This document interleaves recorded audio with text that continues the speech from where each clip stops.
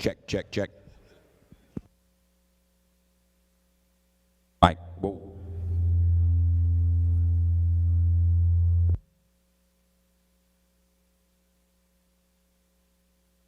Mike.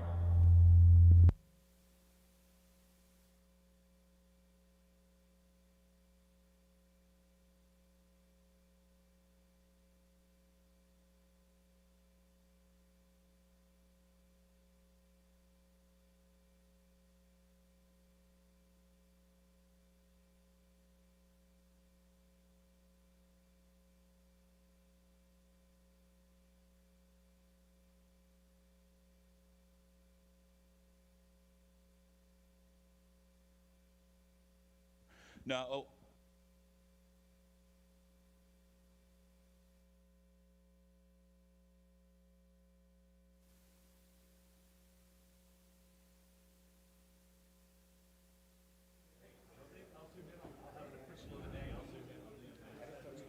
check, check, check. No, you're good.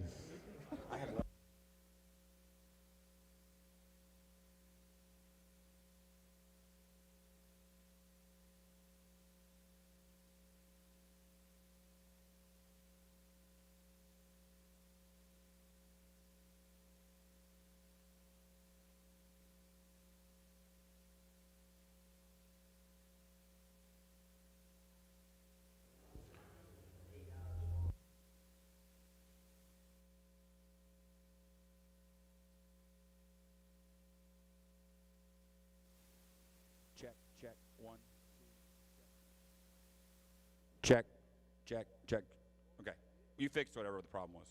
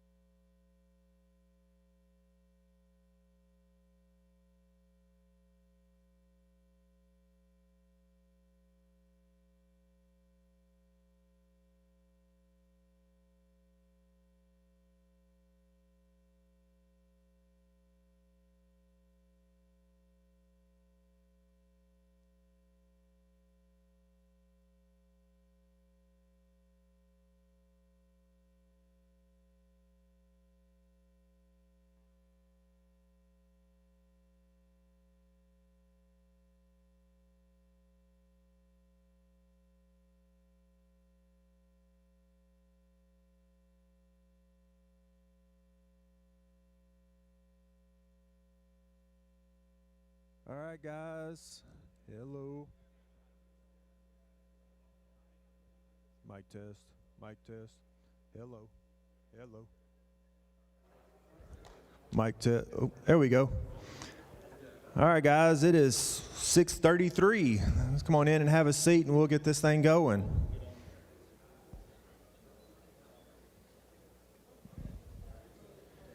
Hey, while everybody's coming in, is there anybody here for the first time, a brand new member? All right.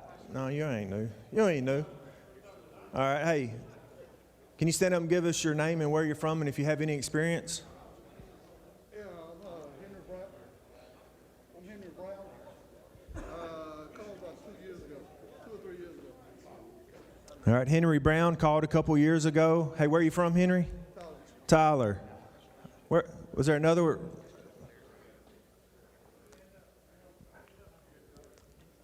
Where are you from? And what's your name? Corey from Troop. All right. Any others? Hey, man, you ain't new.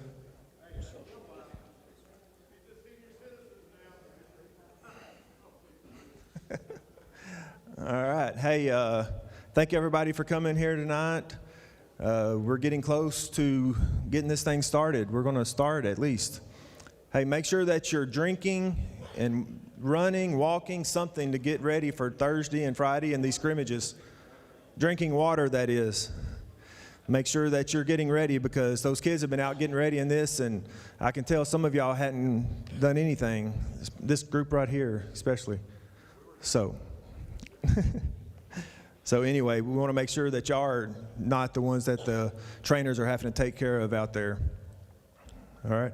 Hey, remember that if you want to be the district rep for our district, come up here and talk to one of us. We just want to make sure that if you are, that you get everything filled out right. We have until September the 1st, but if somebody's interested, we want to get behind you. Or if there's a couple of you, we just want to try to get just one guy so we can get that position if it's something that somebody in here wants to do. Hey, I was looking at Hatch earlier today, and we've got 54 people that is ready to call football. That's all. That has taken the test. That's all, and passed with an 80. Or a 70, I'm sorry. That's passed with a 70 and has taken the clinic and paid their dues. 54, there's more than 54 people in here. Y'all have got to do that before you get out on the field. So by Thursday, you need to have that done, okay? Because if not, you're not going to be covered through TASO, where their TASO insurance and all that kind of stuff. So get on. If you have any questions, Josh, he's kind of the guy that's I've put in charge of that to contact. Or Lance, do you want to? Okay, Josh. So Josh will help you, and he sent out a couple of emails a few times, and he'll talk to this some more here in a minute. Stephen.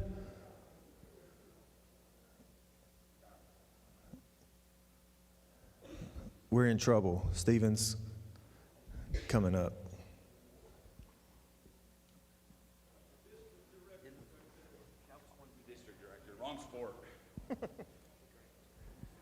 Hey, I'll just echo what Chad said. I don't think, is Bobby here tonight? Bain? Hadn't seen him. If you do want to be the district director and you do want to come talk to somebody, I'm a district director in baseball, and just what it entails, just so you know, is being over 2 or 3 chapters in East Texas area, 4 chapters in football, and then you have a couple of meetings throughout the year you go to, and they're like all day kind of meetings. So it's, if you want to be involved in the political side of officiating, there's a whole lot of politics and a whole lot of meetings, and if you enjoy it, I've been on the baseball board for 4 years now, and I've enjoyed it. But if you want to do it, it does require work. It's not just sitting around doing nothing. So you have to answer questions and make some hard decisions sometimes. And you represent your area. Like if our chapter has an issue or the East Texas chapters have an issue, you would represent that group to Big Tasso. And sometimes the smaller chapters like us have a hard time when Dallas and Houston and Fort Worth, groups like that, want to do things. So we get an equal voice to what those groups have. So it's a great thing, and it'd be awesome if we had somebody. Patrick's doing a great job, I think, but it'd be good to have somebody from our chapter do that as well. But the reason why I'm up here tonight is I love having the meetings here because I don't have to go anywhere. I work here, so I get to just hang out, and it's been great to have us here for years. We've hosted the clinic here, and the chapter's always been super great with that. The chapter always donates some money and helps our church, and we like that because it costs money to run lights, sound, internet, power, all that kind of stuff. But one thing that we've always asked is that if we're here, we respect the facility. I mean, we are a church. We are a very small staffed church. We actually pay some people to come clean the church, and the people we pay right now is our financial secretary. And if you've ever worked in a church or gone to a church, you want to keep the financial lady happy because she signs my paychecks, and I want to keep her happy. And after the first 2 meetings that we've had here, she's complained twice about the state that the church has been left in, and it's mainly been the men's bathroom. We're all adults. When we go to the bathroom, I'd appreciate it if you would flush the toilet. Like, that sounds stupid, but I went to the bathroom 3 or 4 times last week, and every urinal was full of pee when I walked in and flushed them all. And I didn't do that at the end, and evidently she came in the Wednesday last week, and it smelled like crazy in there because the toilets hadn't been flushed, and we were the only group that was here. Also, there's a trash can in there right by where you get paper towels. I know we're football officials, not basketball, but if we could make sure those paper towels actually get in the trash can, it would be amazing. And like when you tear those off and it's wet, I know they tear and little pieces fall off sometimes. Those pieces, they can go in the trash can too. I went in there a couple of times last week and picked up a bunch, and I had to pick more up on Wednesday. And once again, we are the only people, like there's more people here just about than we've been having in worship because of COVID stuff. So the church loves having us here, but if we keep doing those kind of things, if the church says no, we're kind of up a creek right now. So if y'all would respect that, I have that slide that scrolls, looks just like that actually. No food or drink in here. If you would please keep drinks out of here. If you have a bottle of water with a lid on it, I'm cool with that. But just if we spill stuff, we've got to clean it up. So please respect the facilities. I know we're all grown people in here and you have the same rules at your house. Well, this is the Lord's house and this is my house. That's where I work. And I'm the one that's going to have to clean up big messes if they happen. The first week, one last thing and I'm done. The first week when you guys tried on shirts that the vendor was here, there were about 20 pieces of tissue paper left over from shirts just on the floor in the men's restroom when the meeting was over. And that's just ridiculous to me. I don't think I should have to stand up here and say that to a bunch of grown men. So if you could help me, that'd be awesome. That's all I got. Thanks, Stephen. All right, Jeremy? Yeah. Here you are. You want me to come up here, right? Yeah. Oh, okay. Just a repeat from last week for those that weren't here. Just know that schedules are going to feel like last minute from prior years because there's changes every day. Larry, changes every day. Yeah. So just work with us. I'm going to do my best to schedule ahead. The best piece of advice would be to assume you have a game even if you're not currently scheduled. So just be prepared. Either have your gear with you. My plan would be to at least, say for a Thursday game, we would know Monday or Tuesday for sure you'd have a schedule. If I can get out ahead of it, if we have schedules that are staying pretty consistent from schools, I will get out ahead of it like I did in past years. So all I can ask is be patient with us. I still do not have all the schedules from all the schools even tonight. So I'm doing my best to get those tracked down, and we'll get them assigned just as soon as we can.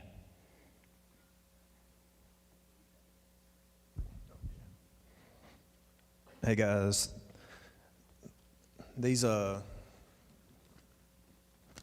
schedulers have a fun time this year, so I'm proud I'm not a scheduler, especially Jeremy and these two. So anyway, hey, just wanted to say something real quick. The Little Cypress Youth Football, we have both flag and tackle games. Our games are on Saturdays. For information, wanted to get you to contact Larry Langford. And his phone number is 903, and I'll have it up here if you don't get it. But if this is something you're interested in, it's some snaps, and it's to get you out on the field, and you'll get hollered at just like a Friday night game, so it's okay. Oh, yeah, and it's all cash money. He didn't say how much it is, though. Yeah. So 25 for a flag football game and 50 for a tackle football game. Out there from 8 to 6. So you can make some pretty good, about 250 cash. So not a bad deal for one day. So anyway, if you're interested in that, Larry Langford, and if you want it, 903-646-1756. But if you want to do that, you can come up here and get that number from me, and I'll get that. Mike?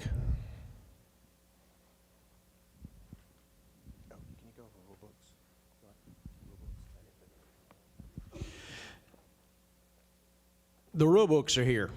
Tom Cremines has them at the back there. He also has a list. So please be respectful of Tom and go through there in an orderly manner, and he'll check you off the list. Please just get one. I have no clue how they decide how many they send us, but just an odd count, I don't think they send us enough. You get on the list by paying your state and local dues. That's the other thing I'm going to mention. I sent out about 35 text, emails, and phone calls over the weekend to guys that you've heard us say over and over and over, we're not sure if you're working or not. Now, some of you I know you are, but you still hadn't paid your state dues. And I realize that you officiate multiple sports, that could be a problem. So that was just a friendly reminder, and some of you now have gone in and done that, and I really appreciate that. But if you're still out there, especially at home, and you hadn't been to a meeting, and you're going to work, you've got to pay those TASO dues because scrimmages are coming up, and they've got to be paid beforehand, and you got to pay your chapter dues beforehand as well. So it's incumbent on you to figure out how to get that money to me. I live in Wills Point. It's a nice drive from here. So if you'd like to bring it to me, I'll be glad to take it. You can always mail it. If you can get into Arbiter, the same amount of time you spend texting me, asking me for my address, is the same amount of time you can go into Arbiter and look at it for yourself. Because I promise you, when 100 of you do that, that's a lot of time. Second thing is, and Rich Hottie and I had this problem today. I don't like Arbiter, but we're stuck with it. If you have a problem with Arbiter, even as an administrator, I can't go in there and affect it very much. If your password doesn't work, they won't let me do that. I don't guess anybody can.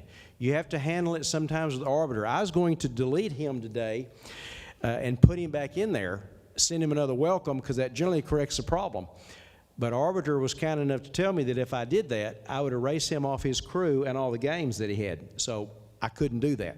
So from this point forward, if you have a problem with Arbiter, don't mind you asking me, and it may be something we can fix, but just know that your own personal profile can only be amended, changed, all that kind of stuff by you. That's why we say a lot of times, if you're going to change your phone number or your address, any kind of contact information, don't send it to me because I can't affect that. Please change that yourself. We also have gotten the TASO cards, your ID cards. I've laid them out on the benches back there. Because of the way that we're doing it now, I may only see some of you guys at a scrimmage, or maybe your crew at a game. So please, if you're here, pick those up for your crew and give them to them at the scrimmage, because it's just an ID card and they need to have it. Okay, so you can affect that yourself. Chapter dues are $35. State dues are $65 if you pay on time. You're not going to be paying on time right now, so I have no clue what they are. But please get that taken care of. $90 now? Wow. Okay. And if you have any problem with that, and I believe it was mentioned in the referee meeting, even if you pay tonight, it takes a second for that to go through that TASO system. So if you pay tonight and you're going to get on there at 8 o'clock in the morning and think you're going to take the test, I'm not sure you're going to be able to do that. They have to receive that, and then I guess they open it. I don't really know how that works, but it may take. It takes, they said in 24 hours. So just know that it may take 24 hours. If you have any questions about dues or anything, please get with me. I have this form for you new guys or transfer guys. I was in the referee meeting. I have no idea how many Scotty Allen had, but I need this form from you if you are a new member or a transferring member. Please do not leave without giving it to me, because that's the only way I know how to get you into Arbiter. And remember that Arbiter is how you get assignments. So if I don't put you in there, you're going to be in the dark and you will not get assignments. Okay? And I'll be glad to answer questions about that if you have them. Anything about money, I'll be glad to talk to you about.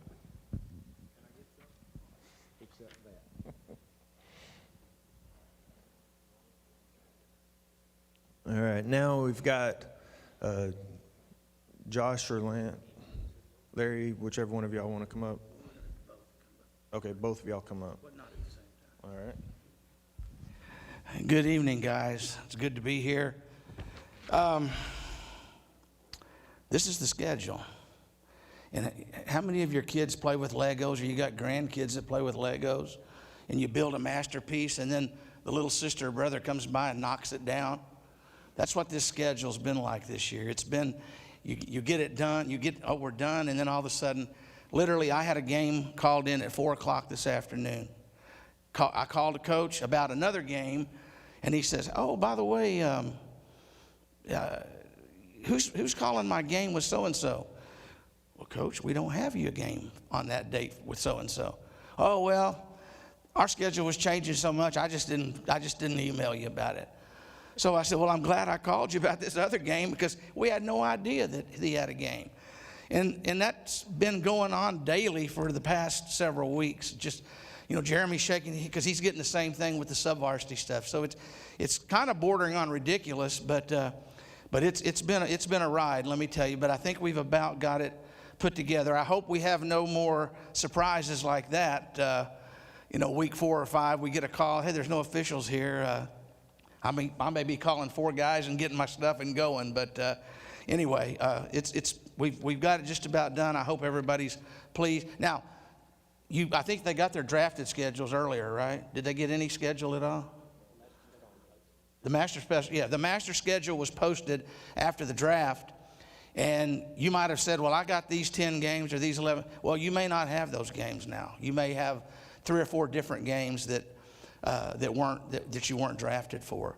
I was able to pick up 4 games last week from the SFA chapter, so 4 of our crews are getting to call games that SFA couldn't handle, and we have the potential to get 2 more. And their secretary told me this weekend that he should have that information to me sometime this week. So we may get a couple more from the SFA chapter, which is good for us. Anyway, enough about that. I wanted to, Josh is going to call out the scrimmages here, and I guess call them out in a few minutes. But I wanted to go over some things with you. I think Chad mentioned it. Be sure you're hydrated. Stay hydrated out on the field. I think we're getting a break this week. It's not going to be as hot as it was this weekend, but drink plenty of water. Let the players drink plenty of water. Remember, the first few weeks of the season, you can extend the timeouts a little bit for water. If it's a particularly hot night, make sure they're hydrated. Scrimmage uniforms. We go over this year after year after year. They still have to be in uniform to participate in a scrimmage. So, and this happens from time to time. I know it's happened a couple of times in the last 5 or 6 years, where you'll go to a school and a team will show up with shorts and basketball knee pads. They can't, you're not supposed to call that scrimmage if that happens, unless they can make that correction. So let's just make sure that they're ready to go. Before or after the scrimmage, answer any questions that the coaches might have about the rules and the rules changes. If they want you to talk to the team or and the coaches, usually they'll gather up in the middle of the field afterwards and take a few minutes and go over the rules, some of the new rules and the old rules for that matter. with the coaches and the players. Be sure you let us know how long the scrimmages last. We're out there for 3 hours. And so we need to know anything over 3 hours, because it's $75 an hour after 3 hours, and that's what we'll bill. So if you go to Gilmer, and Gilmer's notorious for going 4 or 5 hours, then we need to know that, because we need to bill them that extra $150 or so. So let us know. Just shoot us an email. Let us know. Gilmer started at 12 and ended at, or started at 5 and ended at midnight. Whatever. So, and then scrimmages. I always say this because this used to be a pet peeve of mine. Keep the coaches and the players back, especially if you're a referee. They're going to be in your way. You're going to ask them 40 or 50 times during the scrimmage to back up, to back up. Do the best you can. Remember, the scrimmages are their deals, and we try to kind of accommodate them, but still, we don't want to get hurt. And if you're running over coaches and players, then you stand a chance to get hurt. I'd like to thank the crew. We had 2 crews that went out this weekend and did inter-squad scrimmages. And we also had a crew that went out Saturday morning and did a regular scrimmage. And I'm not going to embarrass the crew chief, but one of the crew chiefs texted me back and said, and I really thought this was pretty cool the way he said it. He said, "Hey, I don't mind. I'll go out and work the scrimmage." And he got a few people to go with him, and he said, "I'm getting some work, and plus I'm getting to evaluate some new talent for the future." So I thought that was a really good way to look at it, is use these scrimmages to look at new people. You never know when somebody's going to pull a hamstring or break a leg or get sick or get COVID for that matter. So, be looking for some other people that might be good replacements on your crew this year, next year, or whatever. And basically, that's really all I got, Josh. All right, the schedule is going to be presented to the board just after this meeting, and then that schedule, if there are no changes, which I don't imagine there will be probably, that's going to be posted at about 9 o'clock tonight on the website and Facebook, I believe. Is that correct? Okay. Members portal, the website. Yeah, sorry, I was told wrong. Yeah, Touchdown 2017 if you want to get that. All right, dress for the scrimmages. For those of you who have never been to a scrimmage before, the dress for that is our sub-varsity wear. So we want to go ahead and wear your striped shirt, shorts with the stripe down the side of it. If you don't have the shorts with the stripe down the side of it, just find some black shorts to wear. Don't let that be an excuse to not show up to a scrimmage, but try to be in our sub-varsity attire uniform. Referees, if you could email us, I think Larry touched on that. We need to know the length of the scrimmage. We'd like to know the name of the officials that went to the scrimmage. And then also, if you just tell us the home team, that way we can specifically see exactly what you're talking about, so we build the correct team. Mike talked on it, TASO and chapter dues. We need those done. The test and the TASO clinic. If you haven't started the TASO clinic, please do that tonight. Please do that, because I did it off and on, and it took me about 2 weeks to go through it. And so it's going to take you a while if you just want to run right through it. It's going to take you several hours. Scrimmage assignments. Let me set this down. All right, I think there's been a couple guys that I've texted that they've asked me because they weren't going to be here tonight, and so I went ahead and gave them their scrimmage information. There's been some frustration about driving to different places. Well, guys, this year's different than in years past. The 6As and 5As and TAPS, all the schools that are around Tyler that we can kind of keep people close, they're not doing scrimmages right now. They're not doing scrimmages till September. And so these are 4As and all the way down to 6-man, and so the reality is that they're spread out around the outer reaches of the areas that we cover. So there's going to be some driving to these scrimmages, and everyone's probably going to experience that pretty equally. The first one is Pittsburgh at Chapel Hill is going to be Tom Cremines and Andrew Chestnut's crew. So Tom Cremines and Andrew Chestnut are going to be at Chapel Hill at 5 p.m. on Thursday. We have 15 scrimmages to cover on Thursday, and so we're going to be spread out. Guthrie's crew is going to be at Kemp at 5 p.m. on Thursday. Mike Peak's crew is going to be at Cayuga at 5 p.m. on Thursday. Cody Nolan's crew is going to be at Canton at 5 p.m. on Thursday. Mike Jones's crew is going to go to Wills Point at 5:30 on Thursday. Wes Hall's crew is going to go to Kilgore at 5:30 on Thursday. Lance Mathis and Oscar Strain's crew are going to go to Winona at 5:30 on Thursday. Bobby Bain's crew and the Adcock crew are going to go to Eustis at 5 o'clock on Thursday. My guys are going to go to Pine Tree, but it's going to be Atlanta at 5:30 on Thursday. King's crew is going to be at Alto at 6 p.m. on Thursday. Jim Nolan is going to go to Mount Enterprise at 6 p.m. on Thursday. Cody Quinn is going to go to Crossroads at 6:30 on Thursday. Todd Taney's crew is going to go to Grand Saline at 7 p.m. on Thursday. Frisbee and Parker are going to go to Troop at 5:30 on Thursday. And O'Neill is going to go to Maybank at 5 o'clock on Thursday. And so that's all our Thursday scrimmages. That's 15 scrimmages for 19 crews. And then we have a couple on Friday. We have 3 scrimmages. We have Gilmer is going to be Carson's crew at 6 p.m. on Friday. And then Cody Quinn's crew is going to go to Oakwood at 6 p.m. on Friday. And so those are our scrimmages, and we'll get these sent out.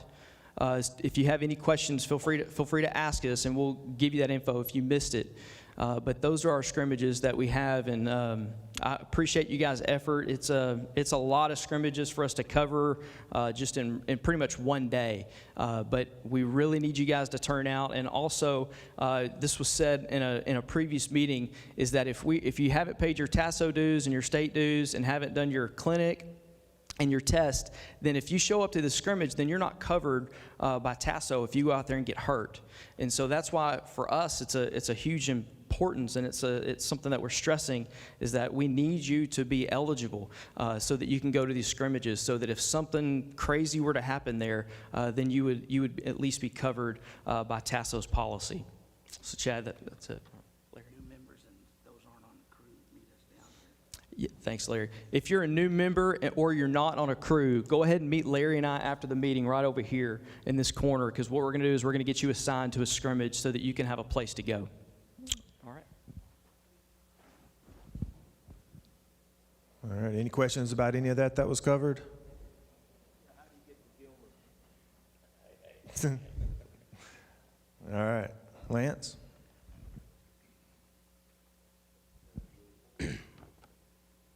Okay, just to hit on a couple of things. Brad Frisbee is going to do a presentation here in a second. I asked him to do a presentation on blocking below the waist. If y'all remember, that rule changed last year, the year before last, about where and when you can and cannot block below the waist. I think it's a great refresher because there are so many nuances to that rule that is good for everyone to refresh. If you have not refreshed on it, we're going to get one tonight. So I've asked him to take that presentation and deliver it tonight, and he said he does not mind at all. So thank you, Brad. I'm going to read some names out here. If I read your name out here, I need you guys, some of these guys are going to be new members. I need you guys, like Larry and Josh said, to meet right over here after the meeting tonight, okay? I talked about this for a couple years, about putting together a mentor group for new officials, first, second, third year officials, and even more so, maybe even officials that are just in the pool and that are not on a crew yet, to kind of get a group of officials that have a little more experience, that we trust, that we know that they can help some of these guys out. Bringing new officials in, guys, is really not an issue. We can bring new officials in. Typically, when we advertise and market real well, we can bring 25 to 35 new members a year in, which is excellent. The problem is only 7 to 10 of them are coming back the next year, okay? And there's a number of reasons for that I don't want to go through tonight. There's a number of reasons for that. What I'd like to do is try to figure out a way to retain these officials. So what we've done is we've set up a mentor program, and I've asked Rich Hottie to head that mentor program up for me, where he has selected and asked some officials to join this membership, the mentor program, and help some of these new officials have someone to call on, have someone to ask questions to bounce ideas off of. Because, you know, if you can remember back to your first or second year of officiating, there's a lot of questions that go through your mind, right? Especially on a Thursday night after a football game, you go, man, I just got my rear end chewed out for an hour and a half over something. I still don't know what I did wrong, right? So these guys are going to be someone you can call, email, go to their house, whatever, and figure out ways to get better. Because we want you guys to return. We want you to come back, okay? The average age of a high school football official right now is in its 50s. Was it 56, 57? It's in the mid to upper 50s, okay? We've got to have new officials, guys. So if I read your name, you'll come up here in front after the meeting. Clint Davis, Kent McNutt, Chris Ivy, Mark Thornton, Jacob McDonald, Jonathan Galt, Chris Easterly, Dean Gibbs, Greg Greenwood, Dallas McCullough, Jason Chapman, Clark Crawford, Mr. Dunn, Miss Dunn, I'm sorry, Michael Root, James Coulter, and Jimmy Rogers. On the mentor side, John Sharp, Keith Foisey, Jackie Culverhouse, Brad Burkell, Coy Lancaster, Larry Brown, Todd Taney, Alvin Wright, Bo, Wes Jones, Stephen O'Neill, Brad Frisbee, Cody Nolan, and Jeff Jenkins, okay? You guys, after this meeting, if you come right up here, if I called your name and you're not at the meeting tonight, but you're watching on YouTube, we'd like for you to come to these meetings. Either you're a new member or you're part of the mentor program. You need to be at the meetings whenever you can. I know there's extenuating circumstances that sometimes won't allow for that. Tonight, you will be new members. You guys will be assigned your scrimmages that are coming up, so you don't want to miss that, okay? Next thing I'm going to go over, we discussed this in the meeting last Monday night, and immediately followed with about 3 or 4 phone calls and emails, and I just finally said, the heck with it. I'm going to reach out to Bill Theodore myself and find out about this team box area that we've been discussing, okay? So I talked to him, and then received an email, and I'm going to go through this email with you guys on this team box area, because what we were told last Monday night is not correct, okay? If you're a crew chief, please make sure you're talking to your crew about this. If you're watching on our YouTube channel tonight, please make sure you talk to your crew about this also. So here's the new update, 2020 UIL football season update. The team box is recommended for school teams with larger player participation to ensure enough space for social distancing. The extended team box may be agreed upon prior to any contest and may be put into district policy by the DEC, which is the District Executive Committee. Officials must be contacted prior to the game if the game will be played with an extended team box. Okay? So that has to be agreed upon. Now, I'm going to talk about this here shortly.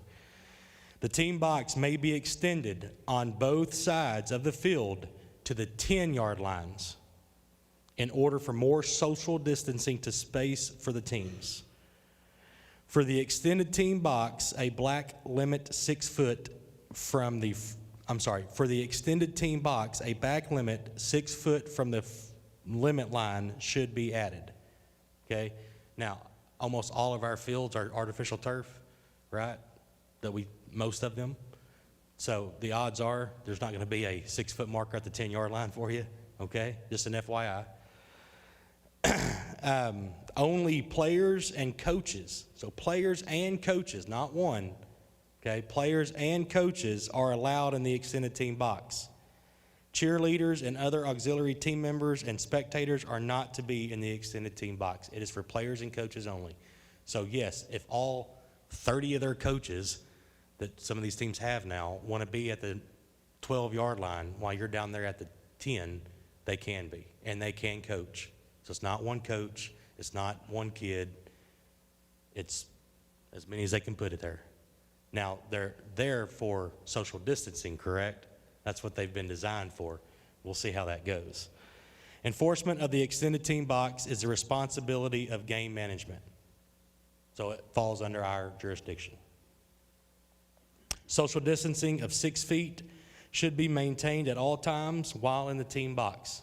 Obviously, we cannot enforce 6-foot social distancing during a football game. Players, coaches, and auxiliary team members should maintain social distancing of 6 feet from all game officials and chain crew members. Okay? That's the end of the email.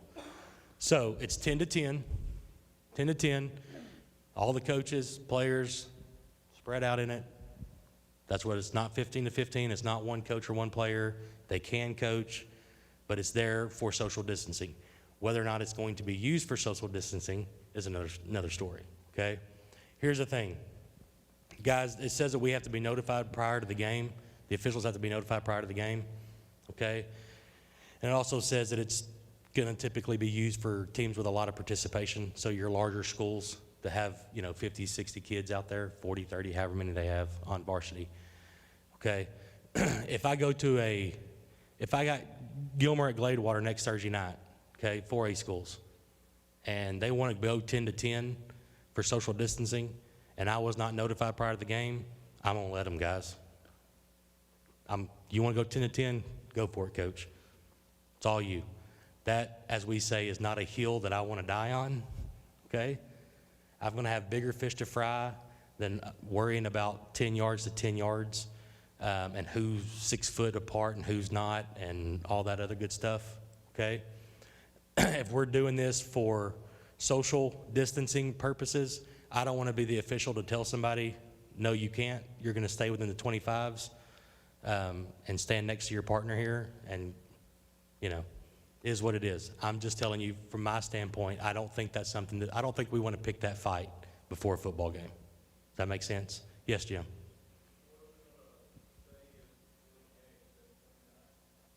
I'm sorry?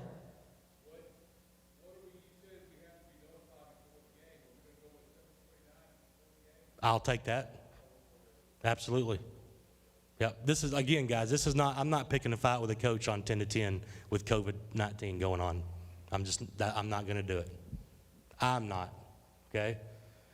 I would ask that you guys be smart in your game management with this situation, okay? Any questions about that? I know, sprung on me also, guys, so. The last thing I'll say before I let Brad take this over, and it was mentioned earlier, we've got 54 guys right now, 54 guys. So we start scrimmages in 3 days, and we've got 54 guys eligible to call. We have 24 crews? 19 crews. So you guys can do the math. 19 times 5 is a lot more than 54 guys. So some of our crews are not ready to call football yet, okay? Now I'm going to tell you, that falls on us. That falls on crew chiefs. If you're a crew chief, if you wear a white hat, okay, I don't consider, yes, by position you are a referee. But before that, you are a crew chief. You are in charge of your crew, okay? If something happens on the football field, they're not going to my line judge. Who are they going to? They're going to the referee, the crew chief. You're in charge, okay? Take care of your crew. Okay, if you've got a head linesman that hasn't taken the test or done the clinic, you need to be in that head linesman's rear end right now. Get your stuff done. We've got to get it done, guys. If you wait until Wednesday to do the clinic, if you do your clinic on Wednesday night, you will not be ready to call for Thursday night football in that scrimmage. You will not be eligible if you wait till Wednesday. It takes time for TASO to update their records and get them to us so we know that, yes, we can put you on a football field and you're going to be okay.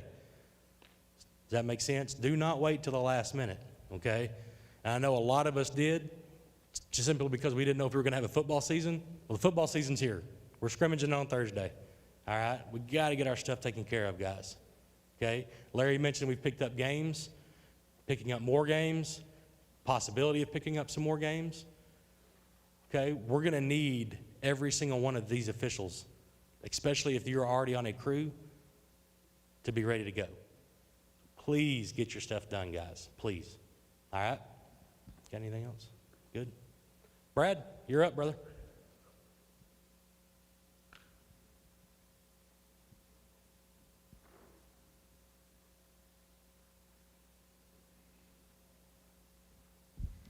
All right, the slideshows will be up here on the corners for you to look at during the session. We're talking about blocking below the waist. Your rule book will give it to you on FR 93, blocking below the waist, Article 6. And basically, this is straight out of the rule book. The definitions of blocking below the waist fall under Rule 2. Make sure you know your definitions on each. So let's talk about restricted and unrestricted player requirements throughout the down. So unrestricted players who can block below the waist towards the original position of the ball, and everybody, original position of the ball from where it starts at on the snap, runs north and south, goal line to goal line, okay? A lineman positioned completely within the tackle box. Tackle box is what we're saying is from tackle to tackle, okay? The tight end does not include the tackle box. So we're going tackle to tackle. 5 yards either side of the snapper may block below the waist towards the original position of the ball, not beyond 1 yard downfield beyond the neutral zone. So we're talking about the interior lineman. We're talking about the center. We're talking about the guard and the tackle. So I'm a guard, I'm a tackle on the line of scrimmage. Ball gets snapped. I can legally block towards the original position of the ball below the waist, within a yard of the ball. So if I've got a guard or a tackle defense lined up in the gap on head of me, I can legally cut that guy at the snap, okay? As a guard or a tackle or a center on the line of scrimmage. Any questions about that? Good? Okay. A stationary back partially inside the tackle box and partially inside the frame of the body of the second lineman from the snapper may block below the waist towards the original position of the ball, not beyond 1 yard downfield from the neutral zone, and only if the force of the initial contact is directed from the front. So if I'm a back and I'm inside the tackle, so the tackle's right in front of me, or I've got the guard or the center. So as long as any part of my frame is inside the tackle, then I can go and I can legally cut a defender coming in below the waist as long as it's at the front. Now, what do we say the front? 10 and 2, okay? So that blitzing linebacker is coming, and he's coming, and I go as a backfield inside the tackle box. The blitzing linebacker's coming, the guard is coming, the tackle is coming. I can go and legally cut them as long as it's at 10 and 2. Correct? Everybody agree? Okay. So now here's what you'll see, and here's what you have to look out for. Stand up and face them. Look pretty. Right there. There's your center. You got a guard, tackle, and I'm the back. You've got a blitzing linebacker coming from the far side over here, and I go and I fake, quarterback fakes me the ball, and that blitzing linebacker's coming, and I take him out from the side. Now I've committed an illegal block. Everybody in agreement with that? Because it was outside the 10 and 2. Or quarterback drops back to pass, and I'm over here on this side, Chad's the center, and I'm over here inside the tackle box in the backfield, and that blitzing linebacker's coming from this side over here, and I turn and I go over here and I cut him below the waist, legal as long as it's from the front. If I catch him from the side, if I catch him here from the side, then I've committed a foul for an illegal block below the waist.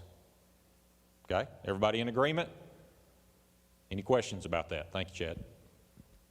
All right, so let's talk about restricted players now who cannot block below the waist towards the original position of the ball.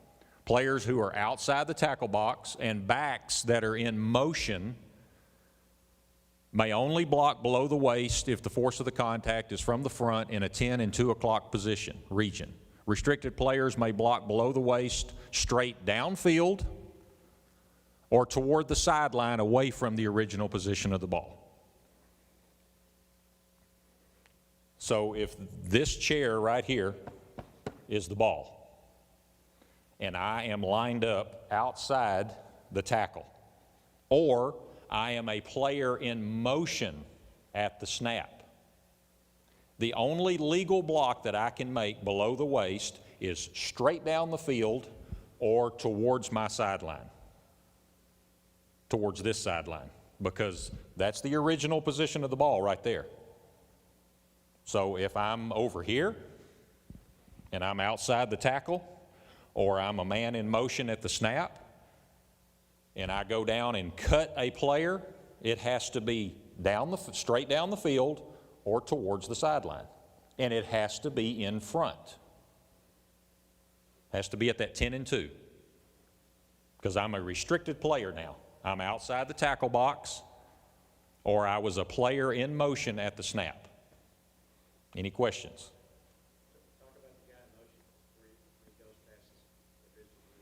Okay, so if again, this end chair right here is the football. I start in motion. Okay, let me do it like this. Here's center, guard, tackle. Okay, everybody in agreement? Okay, so I'm out here, so I'm restricted right now because I'm outside the tackle box. But prior to the snap, I go in motion. At the snap of the football, I'm inside the tackle. Am I still restricted? Yes, because I was in motion at the snap. So the only way I can cut block a player, like that blitzing linebacker that's coming over here, is if I cut him and I'm going towards my sideline, or if I'm going straight down the field, but it has to be at 10 and 2 so he can see it coming. He's got to be able to protect himself, okay? Now, if I'm in motion, there's the football now, center, guard, tackle. There's the football. Now I've gone past the center. I'm still in the tackle box, though, because I've got guard, tackle on this side. Am I still restricted? Yes, because I'm a man in motion. Now, I continue in motion. Now I'm outside the tackle box completely. Am I still restricted? Yes, because I'm still in motion. So legally, the only block that I can make below the waist is straight down the field or towards my sideline on this side now, because I've advanced beyond the football. So remember, the football determines north and south on which direction I can block. So I've gotten to this side of the football now. Linebacker comes, defensive end comes, and I'm going to go cut him. If I cut him towards the sideline or straight down the field below the waist at his 10 and 2 where he can see me coming, then I can block legally below the waist. Okay? Any questions about that? It happens quick. You got to see it. But it can be called, okay? You can see that guy coming. You'll know when it's going to happen. Does that answer your question? Okay.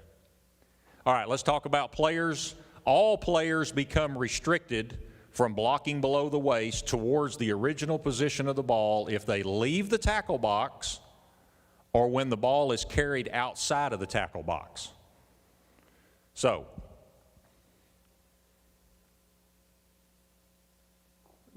so basically we're looking at this. All players become restricted, blocking below the waist towards the original position. So, we all agreed that at the start, center, guard, tackle were eligible to block below the waist back towards the original position of the ball. And members of the backfield could block back towards the original position of the ball as long as they stayed inside the tackle box is what we're getting to now, okay? So, I'm a back, center, guard, tackle. I'm inside the box. Quarterback snaps the ball, and I turn and take a step or two out this way like I'm going to go out here for a little screen pass. I've left the tackle box. And now all of a sudden I see that defensive end or that outside linebacker blitzing, and I turn and come back and I go down and hit him, even if I hit him at 10-2. I've left the tackle box and I've tried to come back and block. Can I cut him? I see some saying yes, I see some saying no. Why can I not cut him? Because I left the tackle box. Once you're out of the tackle box, you cannot come back in and legally cut somebody within the tackle box. Now, the other option there is when the football leaves the tackle box. So say the quarterback, say I'm a back, and I stay in the tackle box for pass protection. And the quarterback rolls out, and the rule of thumb that we've always talked about is that okay, let's say shotgun formation. Boom, here comes the snap, and the quarterback takes 1, 2. On that third step, we now consider him outside the tackle box. Okay? Because those kids are taking pretty good strides when they're running. So I'm here behind the center, I take the snap, and I take a step back, and I see the rush coming, and then I go 1, 2. On that third step, now I'm considered out of the tackle box. That way, we as referees and officials, umpires, whoever, when we're standing back here looking, I'm not going to remember where that tackle lined up because the kids are all scrambling now.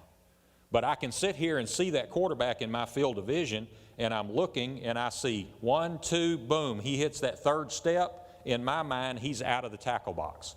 Now, nobody can cut back towards the original position of the ball back below the waist. Nobody. So if I'm out here now and I see that quarterback scramble and I say 1, 2, 3, he's outside the box, and then all of a sudden that running back that was originally inside the tackle box that's pass blocking, and he sees the tackle is coming from the backside chasing the guy, and I turn and I go boom and I cut him, I've committed a foul now because the ball's outside the box. Everybody in agreement?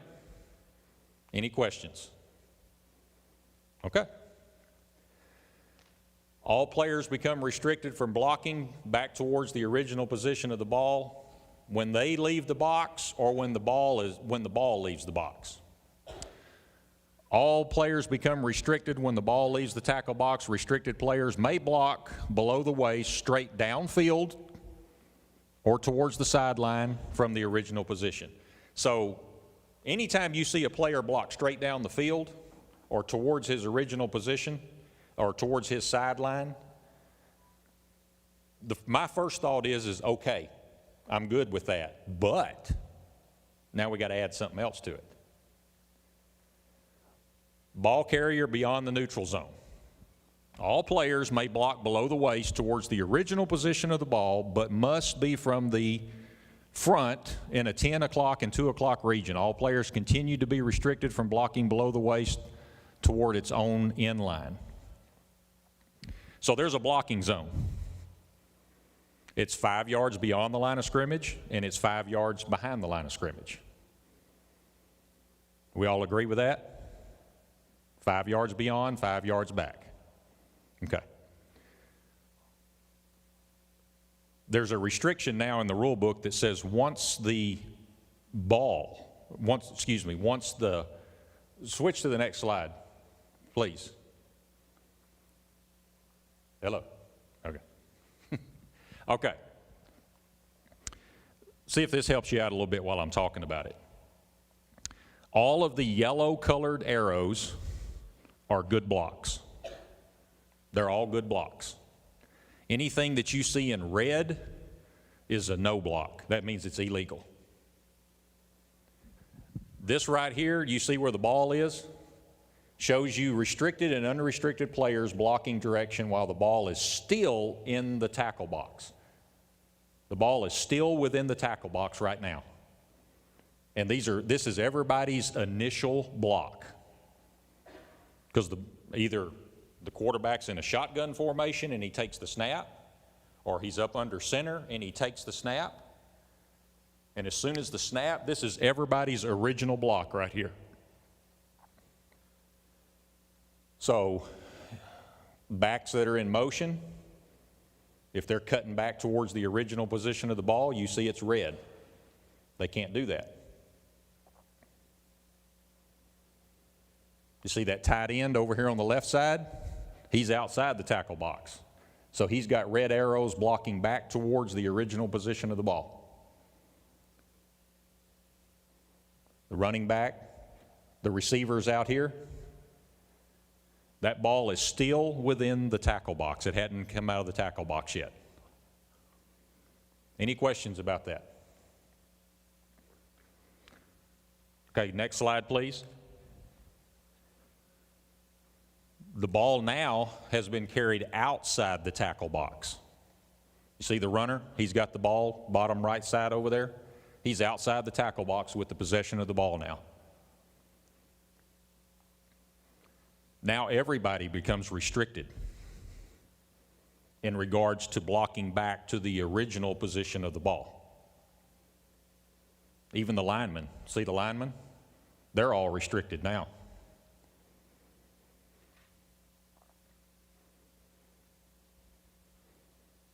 And you even see the arrows of the backs, the linemen. Ball's left the tackle box. Nobody can, the offensive guys cannot block back towards their own goal line now. So I'm back here in the shotgun formation, or I hand the ball off to my running back coming across, like I did my running back right there. He's outside the tackle box. So basically, if I'm in a shotgun formation, down set hut, I get the football, my running back comes across, and I hand him the ball, or I pitch it like that, and he gets the ball, and he takes 1, 2, his third step puts him out of the tackle box. So now everybody becomes restricted on blocking back towards the original position of the football. Even my lineman, that defensive end over here is coming, and he's trailing my running back. This guard right here does a 180 and comes back and tries to cut that defensive end coming to tackle him back towards his own goal line. Well, he's committed a foul now, because there's no blocking below the waist back towards my own goal line once the ball leaves the tackle box. Any questions about this? No blocking below the waist once a player is beyond 5 yards. That's that box I was telling everybody about. 5 yards downfield. Nobody can cut block once a player is beyond 5 yards. Did we say anything about the football? Didn't say anything about the football. We said the player. Okay? All right, next slide, please. Ball carried beyond the neutral zone and all blocks below the waist must be from a 10 o'clock and 2 o'clock position against the defender from the front. Ball's carried beyond the line of scrimmage. Now look at it, everybody on the offense. Everybody's got to go downfield, sideline. Now they can cut back towards the middle, but guess what? It's got to be at that defender's 10 and 2 because the ball's been carried beyond the line of scrimmage. But that's a small area right there that they can only do that in. That's 5 yards from the neutral zone. They snap the ball at the 30, so they've only got 5 yards downfield that they can make those blocks. If they cut more than 5 yards down the field, they've committed a foul. Everybody in agreement with that? Anybody? Okay. Is that all? Is that it? One more. Is that it? Yes? Okay. All right, so you want to go back and look at any of those slides again and talk about anything? Anybody? Yes, sir.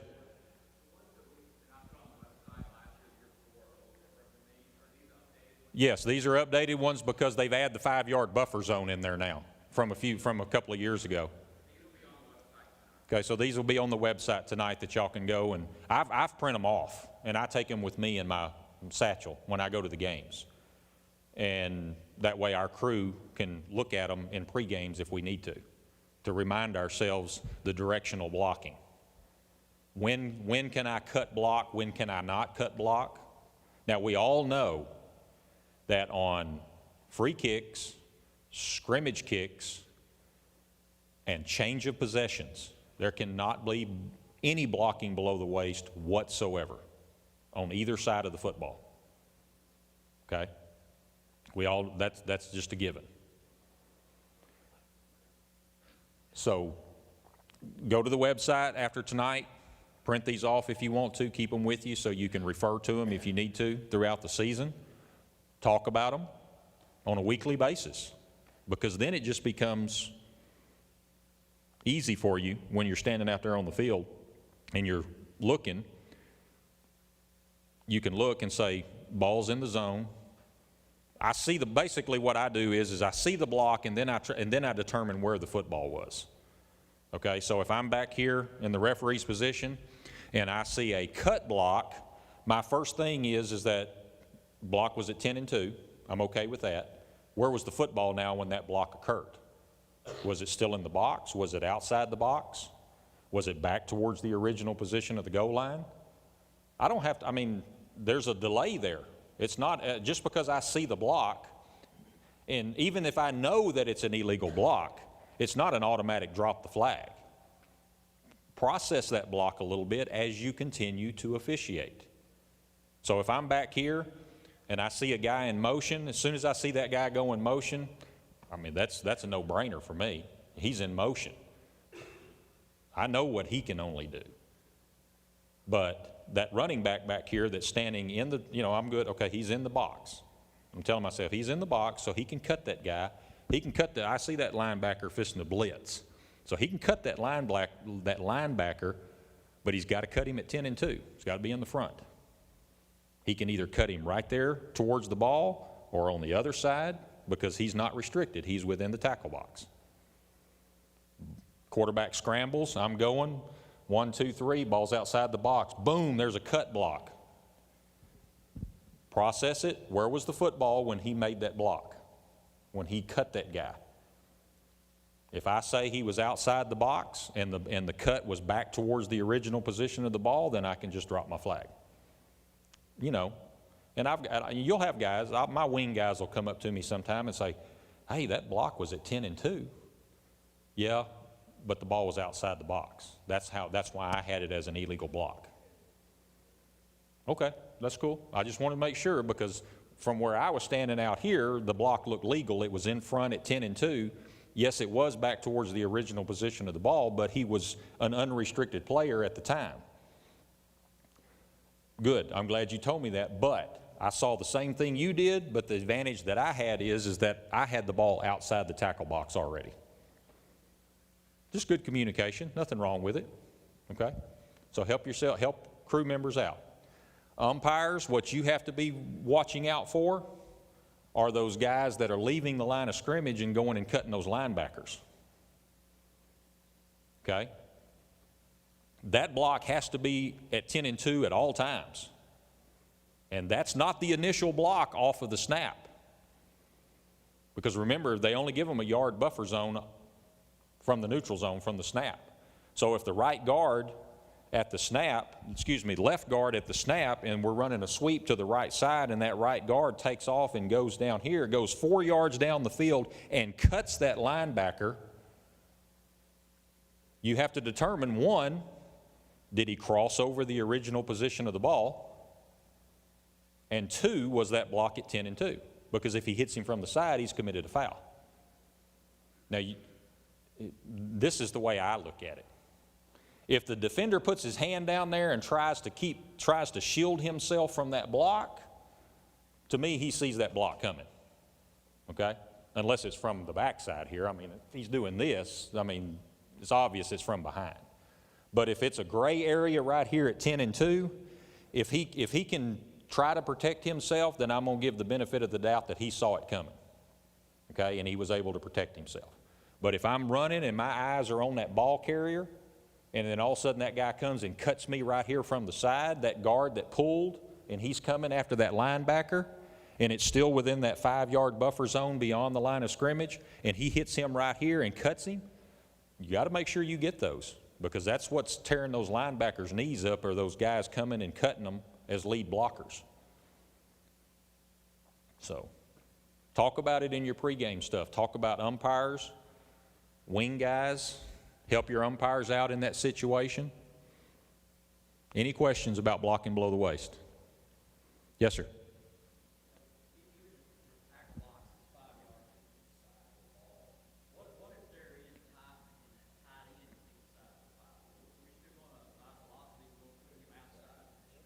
Yep.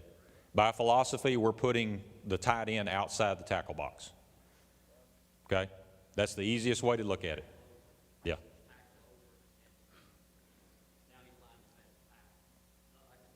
Mm-hmm. Yeah. You're asking if he moves up? Yeah. It's center, guard, tackle. If that tackle comes over here, and now you've got center, guard, tackle, tackle, are we going to let this other tackle be inside the box? No. We're not letting him inside the box. And if they spread the formation, it doesn't spread the tackle box. That's correct. It does not spread the tackle box. So if, say for instance, this is the center, and then they leave a space, and then this is the guard, and they leave a space, and then this is the tackle, this guy's outside the box. Okay?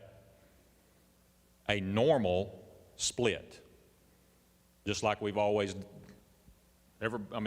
some of the new guys here, veteran guys, when you get out on these scrimmages and you see these formations, talk to these new guys and explain to them why the philosophy says that guy's not in the tackle box. A normal split, okay, get up, come here, Chad. When they stand up here and teach these guys this, a normal split, they're usually like this right here. When I played football, my coach taught us the guy, center, the guard would come up here and put his toes at the heel of the center, and then the tackle would put his toes at the back of my feet.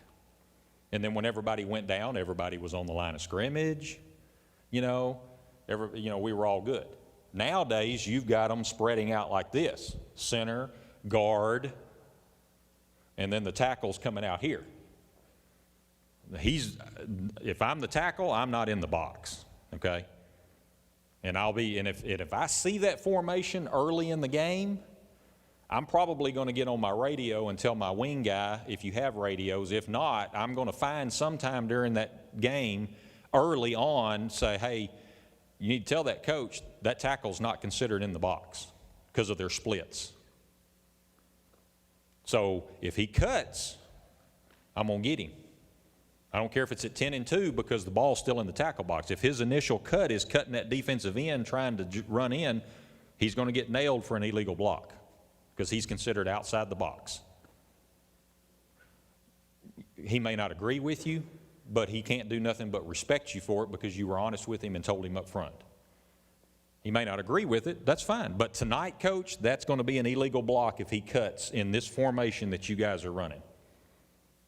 So, just being honest with you. So, questions? Yes, sir. Good time to watch those splits be pre-game. Sure. Yeah, while you're out there for pregame, look and see what their offensive line's doing. And that's a good time for you wing guys to be looking as they're doing it to, look at those tackles. Are they standing back like this on their heels? You might walk and say, hey, if you're going to sit back on your heels like that, you're going to need to take a half a step up during the game to put you on the line of scrimmage. Because if not, they're going to be bowed back like this, and you're going to have to start the game out with illegal formations already. So that's just preventive officiating, okay? All right, any questions? Good. Good luck to you, gentlemen. Have a good season. Thanks, Brad. All right, hey, don't forget, however they want you to check in when you get to the scrimmages, just do it. They want to take your temperature, just make sure you do all that. Don't fight over it. Just whatever they're asking you to do, let's do it. We don't want to be the pain in the rear. Hey, last week we had a division reps that weren't here, and I said something pickingly that I shouldn't have, so I wanted to apologize to those guys, because this board has done a lot of hard work over their off season, and they've put in a lot of extra work that nobody sees. And so I just want to make sure that y'all know that those guys work hard, and so you should thank all of your board of directors and all those guys. Don't forget, new officials meet over here to get plugged into your group, and don't forget the rule books are in the back and get checked off. Other than that, we're done. Thank you, guys. Good luck Thursday. Oh yeah, and get your cards that are on the pews over on the back side.